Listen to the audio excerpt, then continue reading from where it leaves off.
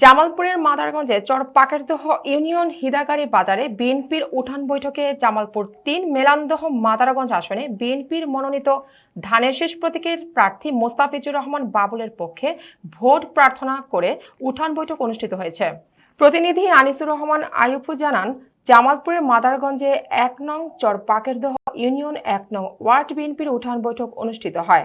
এ সময় ১ নং চর পাকেরদহ ইউনিয়ন বিএনপির সভাপতি জনাব গোলাম কিবরিয়া বিপ্লব তরফদারের সভাপতিত্বে ও মাদারগঞ্জ AHZ সরকারি কলেজ ছাত্রদলের সাবেক আহ্বায়ক শামীম আহমেদের সঞ্চালনায় প্রধান অতিথির বক্তব্য রাখেন জামালপুর ৩ আসনের এমপি প্রার্থী মোস্তাফিজুর রহমান বাবুলের সহধর্মিণী তুহিন আক্তার শিউলি।